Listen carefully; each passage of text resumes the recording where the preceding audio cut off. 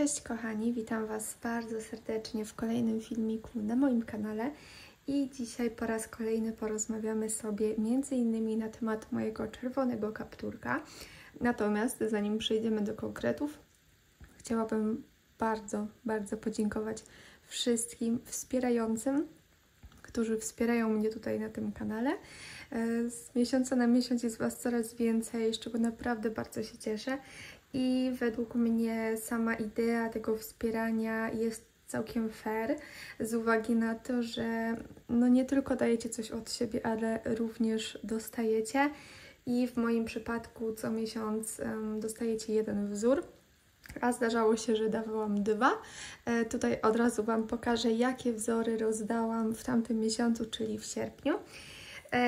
W tamtym miesiącu były właśnie dwa wzory i oprócz tego, że rozdawałam dwa wzory, to losowałam jedną osobę, do której wysłałam paczkę niespodziankę, w której były następujące rzeczy. Tutaj również możecie sobie zobaczyć. Także coś za coś. Nie działa to w jedną stronę w moim przypadku. Także bardzo serdecznie Wam dziękuję. Mam nadzieję, że w przyszłości takich akcji będzie więcej, bo mam też trochę pomysłów na to, żeby było u nas ciekawie. A ja właśnie wzięłam się do pracy.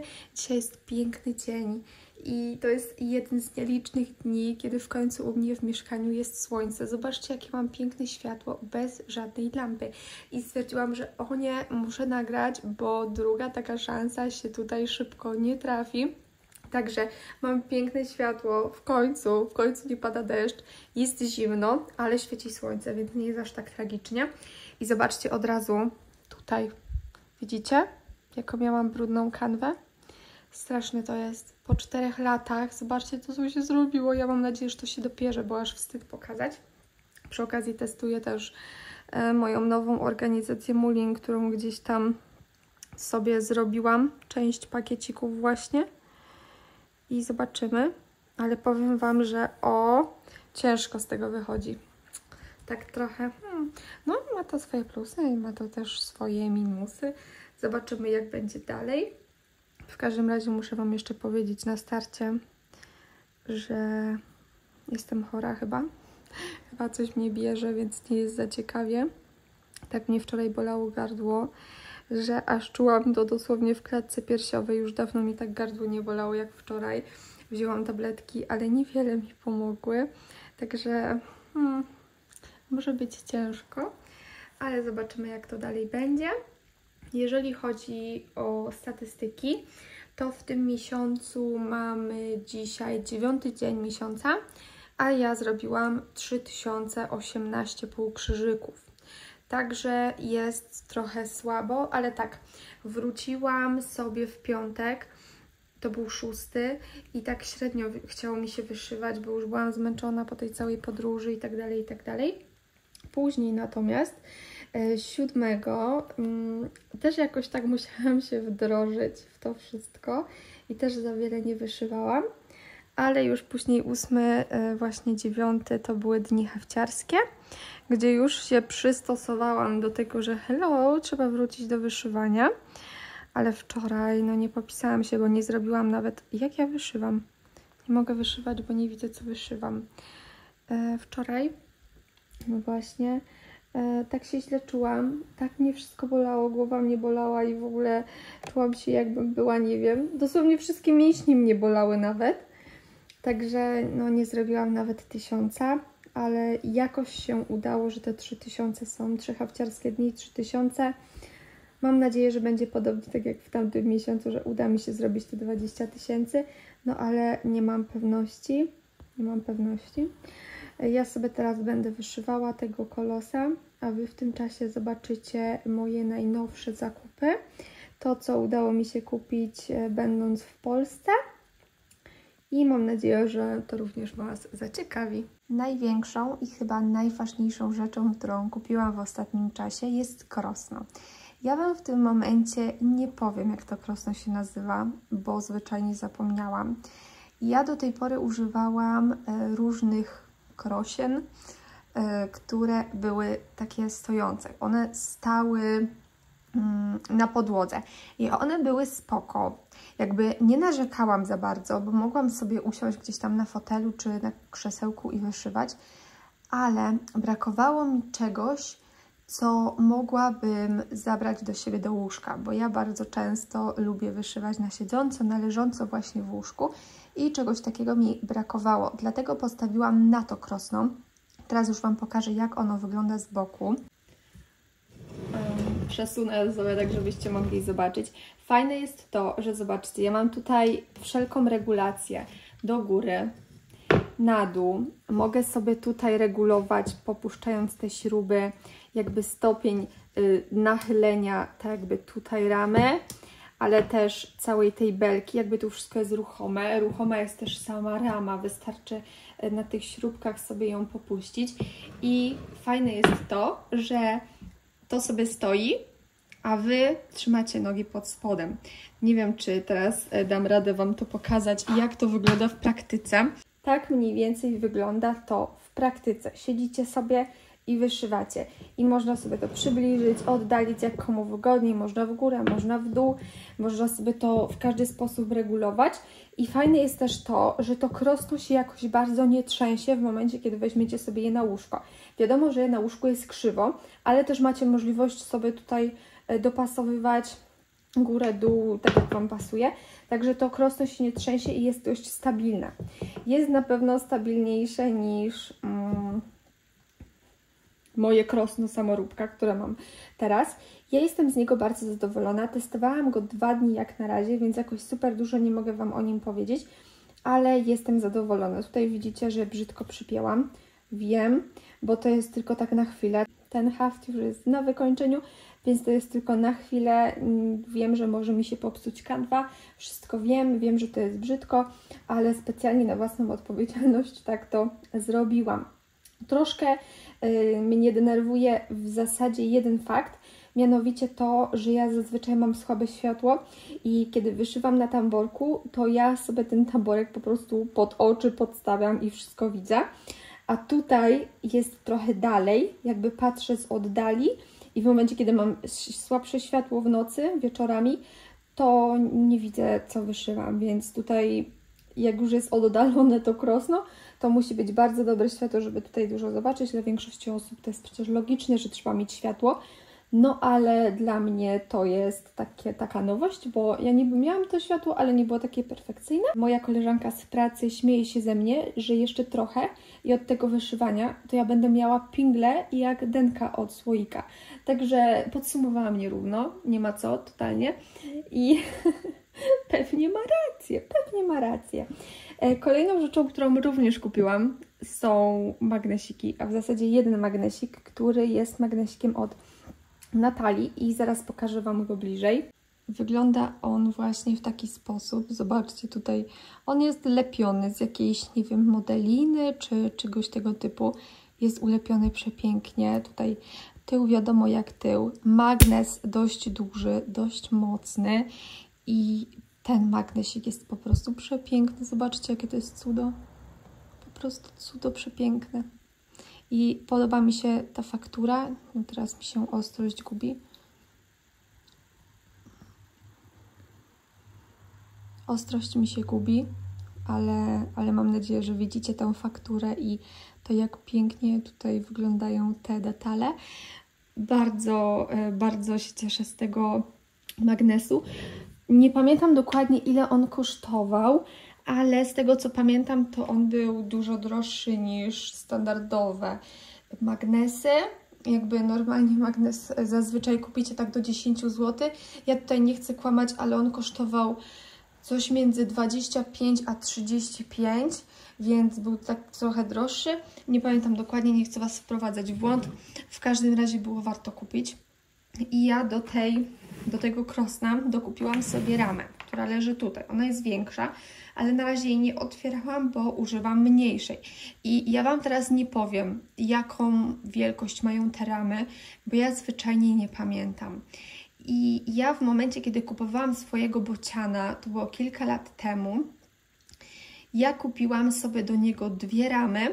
Jedną na pewno, tą największą 56 na 40 chyba i drugą właśnie tą malutką.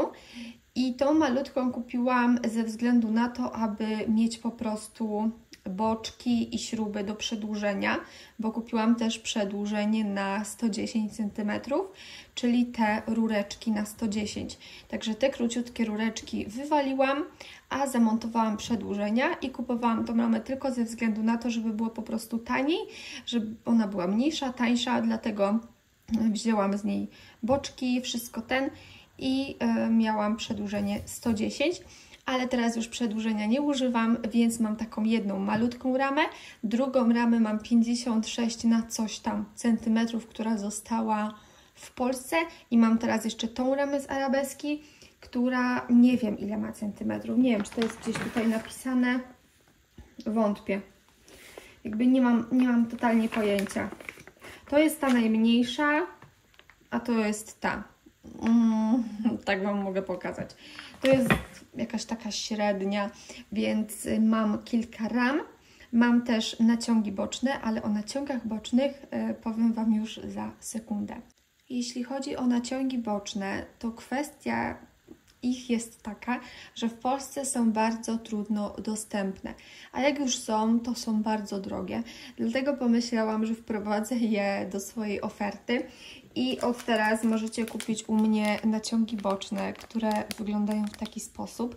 One mają po 5 klipsów z każdej strony. Oczywiście, zobaczcie na te serduszka. Serduszka muszą być. I tak one wyglądają, tak wygląda cały design tych naciągów. Ja je mam dostępne w kilku kolorach i ogólnie był jeden taki rzut właśnie tych naciągów. Część ich sprzedałam, natomiast część zostały i one są u mojej koleżanki Kingi. Jeżeli tam robicie u nas zakupy, to wiecie mniej więcej jak to wygląda, że Kinga zbiera za mnie wszystkie zamówienia i później wysyła Wam paczki, tak żebyście mieli wszystko z Polski do Polski, więc cały tam nasz asortyment jest właśnie u Kingi i te naciągi boczne są również u Kingi, więc jeżeli ktoś zna Kingę i już zamawiał u Kingi, to możecie się do niej odezwać. One kosztują 30 zł za taką parę, czyli właśnie dwie takie gumeczki i mniej więcej widzicie jak one są tutaj zapięte. Jeżeli ktoś by chciał, to może napisać do Kingi, a jeżeli nie znacie Kingi, to oczywiście możecie napisać również do mnie i zapytać o dostępne produkty. Drugi rzut właśnie tych naciągów będzie dopiero na święta, więc jeżeli ktoś z Was by chciał kupić te naciągi i bardzo Wam na tym zależy, to piszcie teraz, bo później już może ich nie być. Bo tak jak mówię, zostało tylko kilka sztuk, a następny rzut będzie dopiero na święta. Jedna para 30 zł.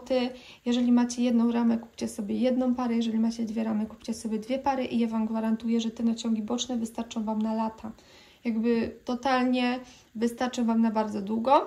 Czasami te gumki się przecierają, jeżeli przytniecie ją tym albo tym. Jeżeli dokręcicie śrubkę na gumce, tutaj akurat jest luźno. Tutaj jest w miarę luźno, jak widzicie, ale jeżeli ja bym to przykręciła tutaj mocniej, to one się mogą przecierać, mogą się psuć, ale jeżeli będziecie uważać, żeby nie docisnąć ich tą gumką, tą śrubką, to naprawdę wystarczą Wam na lata, więc to jest jeden wydatek na kilka lat. Zrobiłam też zamówienie u Natalii. Oprócz tego, że kupowałam tego małego słodziaka, to zamówiłam sobie również kolejny taki zestaw. Pierwszy zestaw dostałam od Kingi, a drugi już postanowiłam kupić sama. Natalia na Instagramie nazywa się Unistitch. Unistitch. Więc możecie sobie wpisać, możecie sobie zobaczyć. Tutaj może Wam przybliżę, żebyście mogli zobaczyć nazwę. Tak to wygląda. To jest nazwa Natalii. I podoba mi się to, że te zestawy są po pierwsze dopracowane, a po drugie podoba mi się to, że one mają w sobie również sagę. Więc ja mogę sobie zeskanować wzór i mam wzór elektroniczny, także nie muszę wyszywać z papieru. To jest ogromny plus i zawsze bardzo mnie to cieszy. Zamówiłam również drugi wzór od Natalii, który niesamowicie mi się spodobał i on mi się już spodobał dużo przed tym, jak dostałam ten wzór od Kingi. I zobaczcie na to. Zobaczcie, jaka to jest piękność. Jak ja zobaczyłam te nożyczki w tych kwiatach i jeszcze ten sampler to po prostu ja byłam zakochana. Te białe nitki na ciemnym materiale to jest jakieś złoto. Tutaj też macie nazwę Natalii. Ja jestem zakochana. I ja uwielbiam takie wzory. Tutaj oprócz tego, że są krzyżyki, są jakieś w ogóle te kwiatuszki, są petitki jakieś dziwne, to tu są jeszcze koraliki, więc naprawdę zabawy jest co niemiara. Zobaczcie, jak wygląda ten zestaw w środku. To wszystko jest tak bardzo dopracowane. Zobaczcie, jakie są piękne wycięcia w ogóle na same wizytówki. No wszystko jest naprawdę bardzo dopracowane. Same mulinki. Ja jestem przeszczęśliwa, że mam ten zestaw, bo marzyłam o nim naprawdę od dawna i tak sobie myślałam, że właśnie on mi może wejść na tą większą ramę, ale chciałabym najpierw coś skończyć, zanim go zacznę. Jest przepiękny, po prostu jest przepiękny. Jestem zakochana w tym wzorze i aż ciężko jest mi opisać w ogóle moją radość, że w końcu sobie go kupiłam. Widziałam już, że wiele osób wyszywało ten wzór, także bardzo się cieszę. Kupiłam również zestaw do przetestowania i to jest zestaw od Lucasa.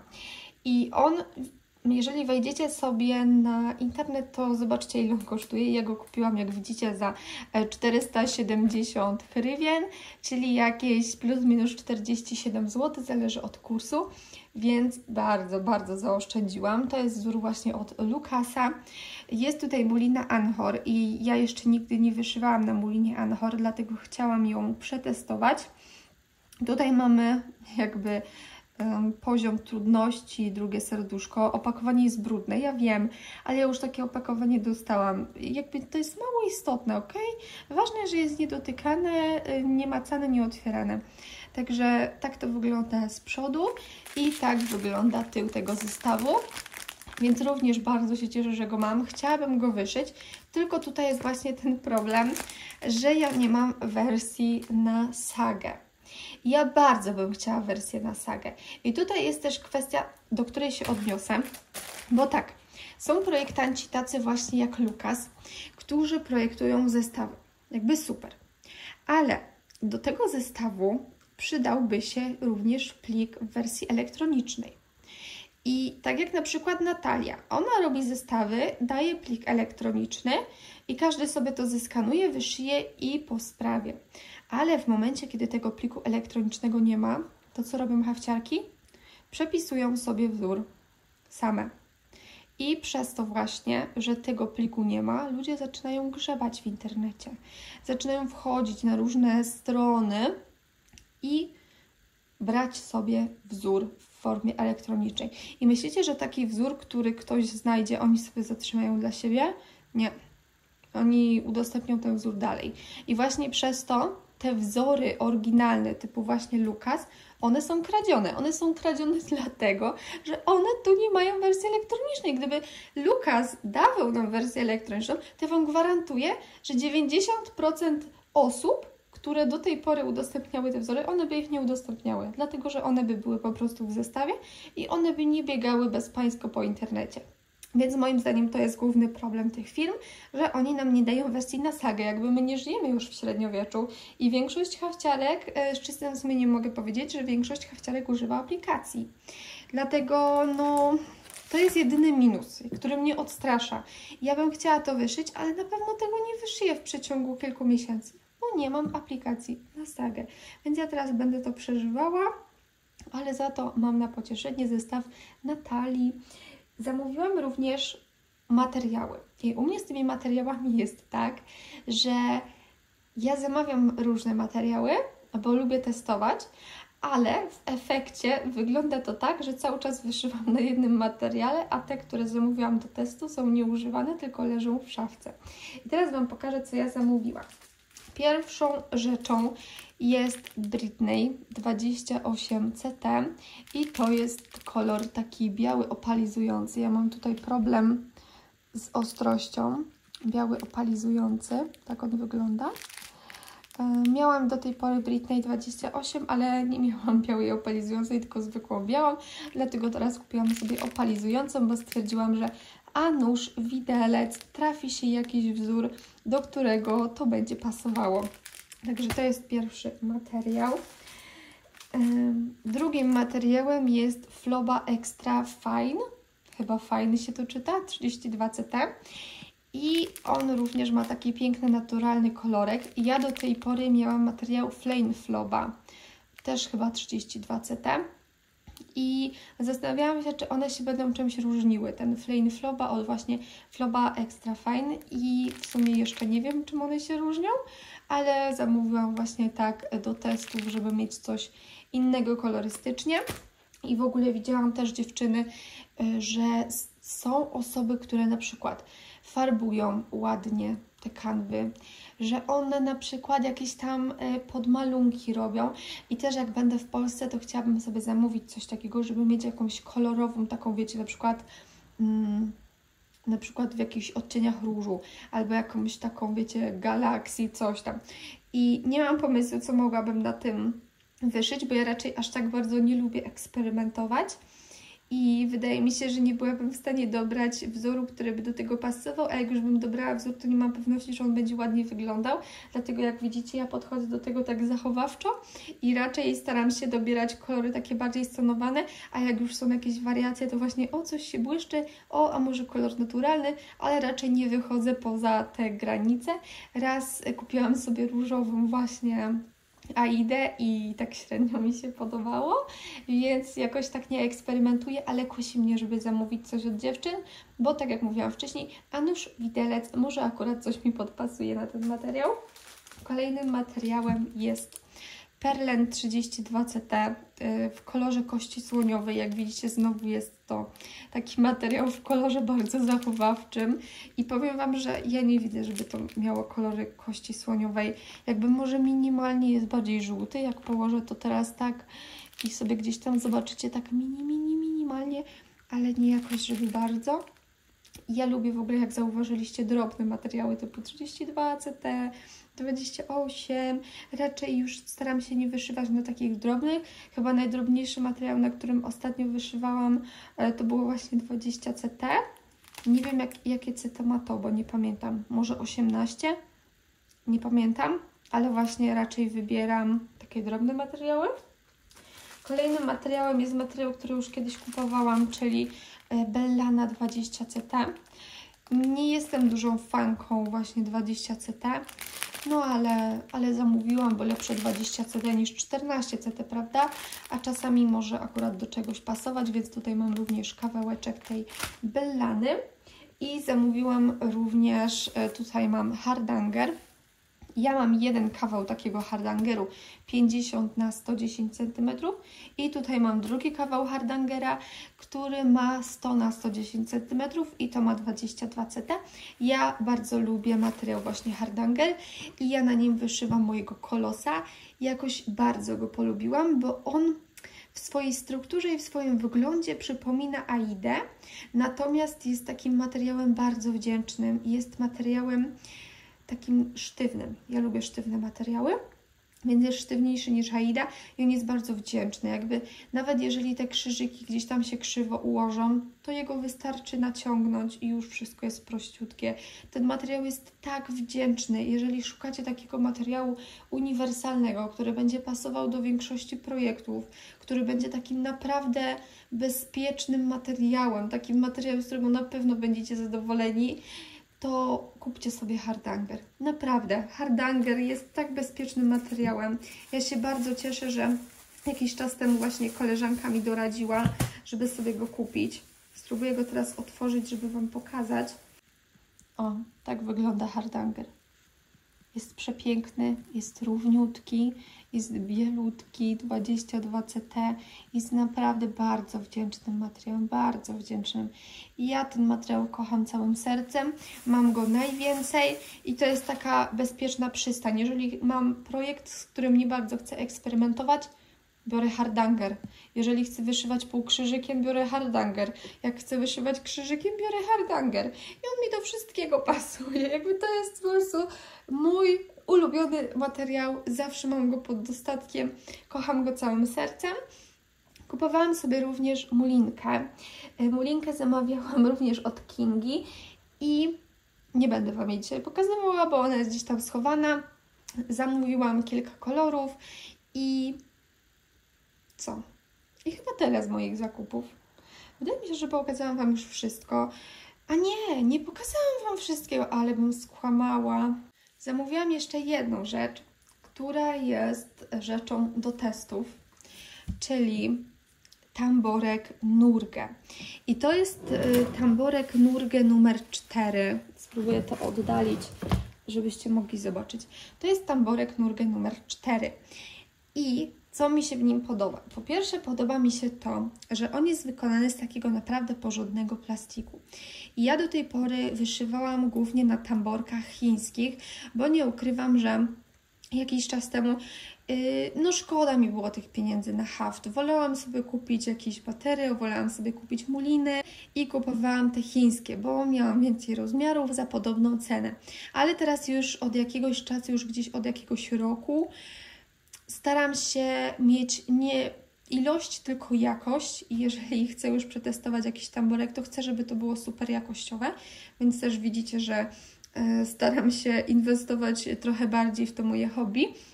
I zamówiłam właśnie tamborek Nurge, który jest super jakościowo, jeżeli chodzi o materiał. Tutaj bardzo łatwo jest tym pokrętełkiem sobie go luzować. Co też jest fajne w tamborku Nurge, to, że on ma tutaj po pierwsze, on jest tutaj oznaczony i tutaj macie zaznaczone właśnie, że jest to numer 4, ile ma milimetrów. Tu na boku też ma oznaczone milimetry i zobaczcie, że nawet macie oznaczony środek, co też jest super w ogóle, bo do tej pory się z tym nie spotykałam. On mi naprawdę super trzyma materiał. Może tutaj tego nie widać, no bo ja oczywiście, wiecie, a tu sobie nacisnę, więc no tak to wygląda, ale ogólnie trzyma mi tą kanwę bardzo dobrze. Kupiłam numer 4 i kupiłam numer 3, ale numer 3 wysłałam w paczce do właśnie mojej jednej z osób wspierających, do Kasi. Także Kasia ma numer 3, ja mam numer 4 w jednym prawilnym kolorze, czyli pinkowy, jak to mówi moja córka. Także co? Ja jestem bardzo zadowolona i na pewno kupię sobie więcej tamborków Nurge, bo naprawdę super mi się sprawdzają i one wcale nie były takie drogie, bo on kosztował coś koło 25 zł, no to jakby hello, no 25 zł za tamborek, to nawet mi się nie chciało tego gdzieś na temu zamawiać jakiejś podróby, tylko wolę zapłacić 2-3 zł więcej i kupić sobie już oryginalny. Także bardzo jestem zadowolona. Bardzo jestem zadowolona, to są wszystkie moje zakupy, teraz już ostatecznie wszystkie. I to chyba właśnie by było na tyle z rzeczy zakupowych. Przepraszam z góry, jeżeli będziecie słyszeć w tle pralkę. Pokazywałam Wam wcześniej moje zakupy, ale oczywiście zapomniałam o najważniejszym, czyli o moich ukochanych igłach. Ja kupiłam sobie 4 paczki właśnie tych igieł. To są moje ulubione igły. I ogólnie mówi się, że powinno się igły dobierać do materiału, a u mnie tak naprawdę używam 3 typów igieł. Jedną igłę mam do kanwy 11CT, jedną igłę mam do kanwy 14CT, a do wszystkich innych materiałów mam 28.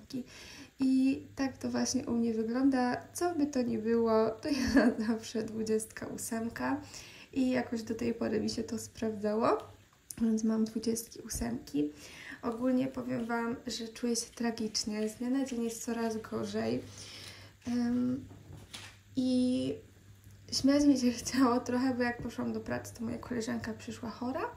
Mówiła, że ją boli gardło, no i druga koleżanka tak trochę w żartach jej powiedziała, że w ogóle po co przychodzisz, zarazisz wszystkich, trzeba było siedzieć w domu, a nie przychodzisz, tylko jęczysz, że cię wszystko boli. Wiecie, no my mamy taki totalnie luźny vibe w tej pracy, więc jedna drugiej mówi, co jej do sercu leży, więc to nie było takie, tak jak wy to możecie odebrać, o, ale chamskie, tylko wiecie, no tak między sobą koleżanka koleżance może powiedzieć, tak? To nie było chamskie. Więc no tak, wycisnęłyśmy bekę i ja przyszłam, słuchajcie, po weekendzie właśnie pracy z tą dziewczyną, przyszłam do domu. Tak mnie boli gardło, że nie mogę żyć. Dosłownie nie mogę żyć. To jest taki ból niemiłosierny. Ja mam dosłownie całe gardło spuchnięte. Ja nie mówię, że ja się na pewno zaraziłam od niej. Nie ma takiej opcji. Jeżeli to oglądasz, nie czuję się winna, bo to jakby ja tylko tak nawiązałam bardziej w żartach jakby, okej? Nie wiem, to nie mam pewności. W każdym razie właśnie jakiś zbieg okoliczności, że tak mnie wzięło, że ja po prostu nie mogę żyć. To jest tak niemiłosierny ból, mam spuchnięte gardło i najbardziej boli mnie właśnie jak przełykam i jak kaszlę. Normalnie jest ok, ale jeżeli wypiję ciepłą herbatę, to dosłownie chce mi gardło rozsadzić. I ja aż nie mogę oddychać. Przez to, że mam spuchnięte gardło, to ja cały czas czuję, że tam w tym gardle coś jest. Ja mam dosłownie odruch wymiotny zaraz, bo czuję, jakby mi coś tam utknęło w tym gardle. I ja oczywiście, bardzo mądra ja, kupiłam sobie jogurt. 800-gramowy jogurcik i ja już wypiłam tyle. I powiem Wam, że jak piję zimne, to jest mi dużo lepiej i ból gardła przechodzi mi po zimnym praktycznie od razu. Ja już wypiłam trochę tego jogurtu, bo okej, teraz zaczęłam do Was mówić, znowu mnie to gardło boli i więc znowu muszę wypić ten jogurt, a już jak piję, czuję smak tego jogurtu, to ponownie mam odruch wymiotny, więc no strasznie jest, czuję się tragicznie, wszystko mnie boli mi głowa, boli mnie wszystko, tak podejrzewałam, że może angina, ale raz miałam anginę i ja miałam przy anginie bardzo wysoką gorączkę, a teraz gorączki nie mam. Więc zobaczymy, nie wiem, być może taki ból gardła po prostu. Na razie nie idę jeszcze do lekarza, bo no lekarze norwescy, miałam już z nimi trochę do czynienia i wiem, że jak pójdę, to pan mi zrobi tam, wiadomo, wymaz, wszystkie badania laboratoryjne od ręki, ale w większości przypadków on mi powie, żebym wzięła Paracet. Jakby jak on nie wykryje w gardle jakichś bakterii czy czegoś tego typu, to on mi nic nie da, więc to może być stracony czas i stracone pieniądze, także jeszcze nie idę. Jeżeli mi ten jogurt nie pomoże, jeżeli mi lody nie pomogą, to wtedy pójdę do lekarza, także jeszcze się wstrzymam, ale chciałam Wam pokazać moją nową tabelkę. To jest tabelka, o której wspominałam Wam już w poprzednim filmiku. Mówiłam, że ukradłam mojej koleżance Patrycji pomysł na tabelkę, bo jakby tak, gdzieś Wam tu, o tu. Tutaj mam jakby sierpniową tabelkę.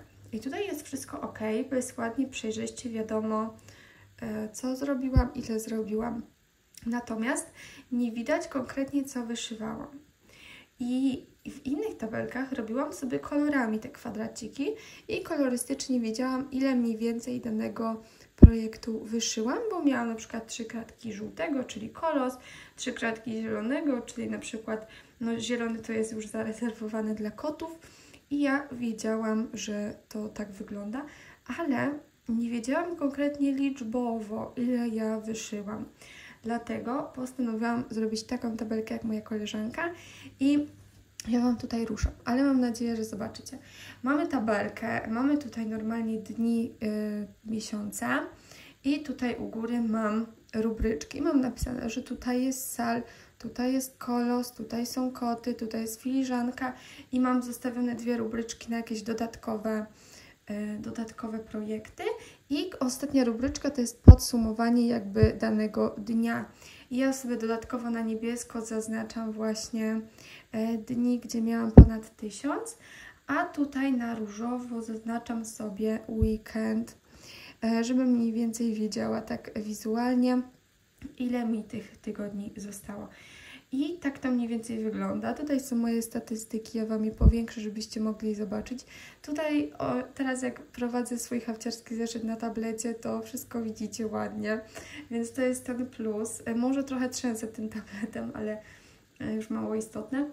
W każdym razie tak to wygląda. Wyszywałam właśnie sal, kolosa i koty. Z tą filiżanką mam najgorzej, bo jakoś mam przestój z tą filiżanką. Już któryś miesiąc tej filiżanki nie wyszywam i mam wyrzuty sumienia, ale z drugiej strony jakoś mnie do niej nie ciągnie. Nie wiem dlaczego, no przecież to jest mój wzór.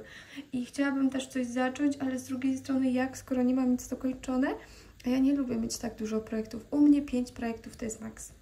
5 to jest maks. Ja aktualnie mam 5 projektów. Tutaj widać, że są 4, ale sal mam 2 sale. Jeden duży i jeden mały, więc tutaj mam napisane, że sal, ale to są 2 projekty. Więc mam już 5 projektów i nie chcę zaczynać następnych, bo muszę coś skończyć. 5 to jest dla mnie już taki maks, więc coś skończę i wtedy zamienię na coś nowego.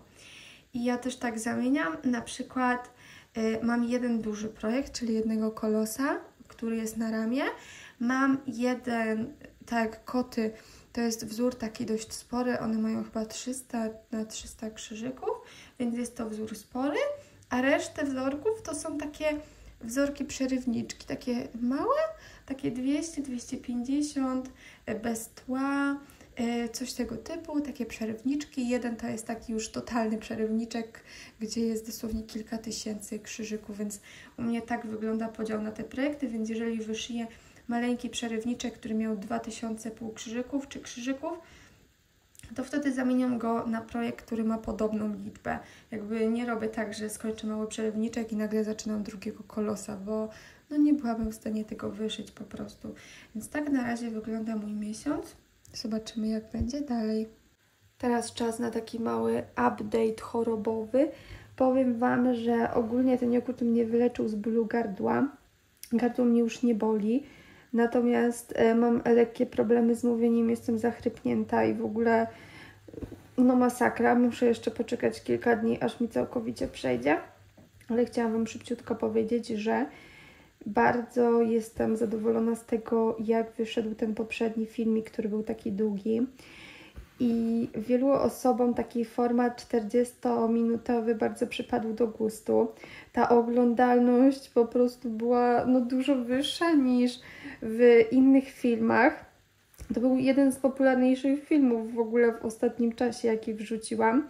I oglądaliście go naprawdę mnóstwo czasu i jakby ja myślałam, że to będzie tak jak w innych filmach, że włączycie sobie go na 10 minut i do widzenia, a naprawdę wiele osób, popatrzyłam po statystykach, obejrzało ten film do końca. Także bardzo się cieszę, że taki format Wam się podobał. Bardzo często tworząc krótsze filmy miałam takie poczucie, że muszę już kończyć mówić szybko, no bo ileż ten film będzie trwał. Bardzo często musiałam się powstrzymywać w tym, co do Was mówiłam. Cięłam te fragmenty, te wszystkie moje wypowiedzi, tak żeby nie zajmowały zbyt dużo czasu. Starałam się tak wszystko ubierać w słowa, żeby była minutka, dwie, koniec, następny temat. A teraz stwierdziłam, że ja się nie będę wcale ograniczała do minimum z mówieniem do Was, tym bardziej, że ja jestem raczej taką osobą bardzo rozgadaną i jeżeli ja mam z kimś jakiś wspólny temat, ja potrafię siedzieć i rozmawiać godzinami, także nie będę się ograniczała do samego takiego minimum, tylko postaram się mówić więcej. Teraz akurat muszę się jeszcze ograniczyć, bo z tym mówieniem mi nie idzie, plus przez to, że jestem chora, ja nie wiem, ja po prostu mam problem z oddychaniem też jakby i czuję się dosłownie tak, jak kobieta w, nie wiem, 35 tygodniu ciąży, która ma już gigantyczny brzuch, powie 2 słowa i musi robić takie 2 słowa i znowu takie i po prostu zresztą słyszycie, jak ja oddycham w ogóle.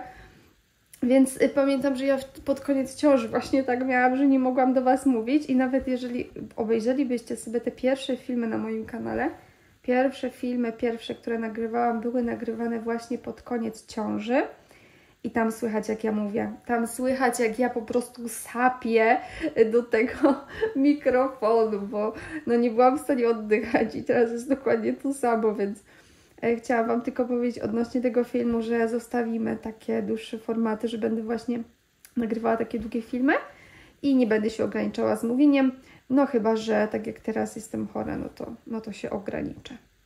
Tutaj też wczoraj niedużo wyszywałam i jestem do tyłu trochę, niedużo, bo też poprzedniego dnia nadrobiłam. Dzisiaj chyba powinna mieć 7000, a mam niecałe 6, także liczę, że dzisiaj uda mi się to wszystko nadrobić i już będzie wszystko ładnie i pięknie. W ostatnim czasie pracowałam też nad tym projektem i trochę się tutaj pozmieniało, dlatego że po pierwsze, nie wiem, czy to zobaczycie, ale ja tutaj pododawałam takie piękne koraliczki. Tak samo tutaj są piękne koraliki. Dodałam backstitch. Jest tutaj backstitch zrobiony 2 nitkami, ale będę robiła również jedną nitką. Tutaj jedną nitką czarnego jest zrobione. Cały biały backstitch też jest zrobiony, więc Został mi tylko do końca ten backstitch jedną nitką. Trochę już zaczęłam, jak widać. Z jednej strony bardzo mi się ten wzór podoba, z drugiej strony uważam, że tego czarnego jest trochę za dużo. Jakby teraz tego tak nie widać, ale w momencie, kiedy ten wzór będzie gotowy, to ten czarny się tak strasznie wybija naprzód. I z jednej strony bardzo mi się to podoba, a z drugiej strony mam takie wrażenie, że trochę za dużo tych konturów. I mam takie mieszane uczucia, ale z drugiej strony jakby było ich mniej, no to ten obrazek w ogóle nie miałby jakiegoś takiego wyglądu. Dlatego mam takie mieszane uczucia. Podchodzę do tego obrazka tak, no słyszycie, już się zmęczyłam. Podchodzę do tego obrazka tak troszeczkę po trochu, bo ciężko jest mi wyszyć wszystko naraz, także dam jakoś radę. Nie za bardzo lubię robić backstitch, ale z drugiej strony, no wszyscy wiemy, że backstitch robi super efekt. Mam do dokończenia jeszcze ten mały sal, ale nad nim jeszcze w ogóle przy nim w ogóle jeszcze nie siedziałam. Uważam, że ten mały sal to jest mały problem, także jego w każdej chwili mogę skończyć. Większym problemem był dla mnie jak na razie ten większy sal, więc jego tutaj będę męczyć. To będzie, słuchajcie, dosłownie chory filmik. Chory filmik, dlatego że na każdym ujęciu mówię Wam o tym, jak bardzo źle się czuję. I ja nie wiem, to ja mam jakiś gorszy dzień po prostu, a w zasadzie nie dzień, tylko nawet cały miesiąc. Bo właśnie zaczęło się tak, jak Wam mówiłam, od tego, nie wiem, ala przeziębienia i już o tym nawet nie wspominam. Jakby to już jest mało ważne. Wiecie, co się wydarzyło później? Później zaczął mnie boleć ząb. W dodatku ząb, który był już leczony kanałowo. I to jest, słuchajcie, taki niesamowity ból, który towarzyszy mi od 3 dni. Ja od 3 dni lecę po prostu na tabletkach przeciwbólowych. Połykam je dosłownie jak cukierki. Wszystkie, jakie możliwe dawki mogłam wziąć, to wzięłam. A wydaje mi się, że niektórych to chyba nawet wzięłam za dużo. I nie jestem z siebie dumna, ogólnie nie polecam. Wymieszałam wszystko. Wymieszałam paracetamol razem z ketanolem i do tego jeszcze ibuprofen i w ogóle wszystko, co tylko miałam w domu. I ogólnie jest taka śmieszna mentalność polska, bo jak się odezwę do kogoś tutaj za granicą, że o, ząb mnie boli, to pierwsze co? Chcesz antybiotyk? No i ja się pytam, skąd ty masz antybiotyk? No każdy tu ma jakiś antybiotyk. Ja mam antybiotyk na wszystko. Mam taki antybiotyk, mogę Ci wszystko dać. Możesz sobie połknąć i zaraz nie będziesz chora. Ja nie wiem, Polacy mają jakiś dziwny zapęd do brania na własną rękę antybiotyków.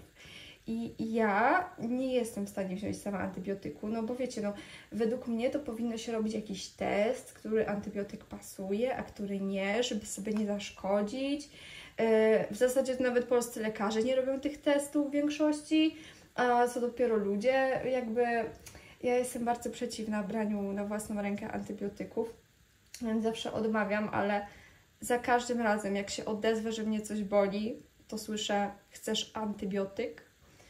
Nie chcę antybiotyku, także bolał mnie ten ząb. Słuchajcie, no niesamowicie, nie mogę spać po nocach, ja nocami nie śpię, bo to mnie tak boli, staram się brać tych tabletek jak najmniej, dosłownie się nie da. Płukam buzię szałwią, bo podobno szałwia ma działanie przeciwzapalne, jakieś tam wyciąga, nie wiem, zapalenie z dziąsła. Więc płukam buzię cały czas tą szałwią do tego stopnia, że już nie mogę patrzeć na tą szałwię. Jak już czuję smak, to od razu mam odruch wymiotny, jak po tym jogurcie później, który piłam nałogowo. Już stwierdziłam, że dobra, już nic gorszego się nie może przytrafić przecież. Już miałam przeziębienie, już mnie ząb boli, już nie mogę żyć. I wiecie co? Zaczęło mnie ucho boleć. I to mnie tak ucho boli, jak ja bym miała jakieś zapalenie ucha. Ja po prostu nie wiem, co się ze mną dzieje. Przecież ja nie choruję tak często, a teraz to jest jakiś kataklizm. I jakby jeszcze tego było mało, że ja się tak fatalnie czuję, że cały czas na tych tabletkach. To jeszcze moja Nadia gorączkuje w nocy. I ja nie dość, że nie śpię przez ból zęba, to jeszcze nie śpię przez tą jej gorączkę. I nie dość, że ja się męczę, to jeszcze ona się biedna tak męczy z tą gorączką. No ja nie wiem po prostu, co się z nami dzieje. To jest jakaś paranoja totalnie. To jest totalnie chory filmik. Ja tutaj prawie nic nie wyszywałam. Zresztą zaraz Wam pokażę moją tabeleczkę. Spróbuję to tak oprzeć, żebyście mogli coś zobaczyć. To jest moja tabeleczka na ten miesiąc. No i jak widać, wyszywałam sobie sal, wyszywałam kolosa i wyszywałam koty. Na ten moment mam zrobione 6347 krzyżyków. Tutaj Wam przybliżę, żebyście mogli zobaczyć. Tyle mam zrobione. Zaznaczyłam sobie na czerwono niechawciarskie dni, czyli właśnie tutaj te. No i tak to wygląda. Nie ma się czym popisywać. Ogólnie powiem Wam, że... Co ja Wam tu jeszcze powiem? Pokażę Wam moje statystyki na kolosie, bo w tym momencie powinnam mieć 14, 15, 16, 17, czyli w tym momencie powinnam mieć już minimum 10 tysięcy, a mam 7600. Według tego powinnam mieć 10 600, wiadomo, czyli już tam powiedzmy według mnie 11 tysięcy, no a ja mam niecałe 8. Hello, jakby jak tak dalej pójdzie, to ja mogę zapomnieć o wyszyciu tego do końca roku, także weź się w garść, nie interesuje mnie Twój ból zęba, siedź i wyszywaj. Także tyle chyba będzie w podsumowaniu tego filmiku. Myślę, że nie ma sensu tego ciągnąć dalej i w kółko opowiadać Wam o tym, jak bardzo źle się czuję i w sumie pokazywać Wam w kółko te same postępy, których w sumie nie ma. No straszne to jest, jakby... Mam nadzieję, że w końcu dojdę do siebie i jeżeli dzisiaj ten ząb nie przestanie mnie boleć, to jutro umawiam się do dentysty i pójdę tutaj do dentysty. Mam nadzieję, że znajdę jakiegoś polskiego dentystę. Jeżeli nie, to wiem, że jest dentysta, nie wiem jakiej narodowości, ale wiem, że ma polską sekretarkę. Zobaczymy. Pójdę do dentysty najwyżej z polecenia od mojego kolegi, bo on chodzi do tego faceta i podobno jest bardzo fajny. Także pójdę wyrwać tego zęba nieszczęsnego i niech mnie już nie boli, bo mi zatruwa życie i psychikę jednocześnie. Także bardzo Wam dziękuję za oglądanie. Mam nadzieję, że następny filmik nie będzie tak chory jak ten. I życzę Wam przede wszystkim dużo zdrowia, żeby Was nic nie złapało i żebyście mieli bardzo dużo czasu na krzyżyki, bo im mniej zdrowia, tym mniej krzyżyków. To jest taka bardzo słuszna zależność. Także dużo zdrowia, dużo krzyżyków i widzimy się w następnym filmiku. Pa!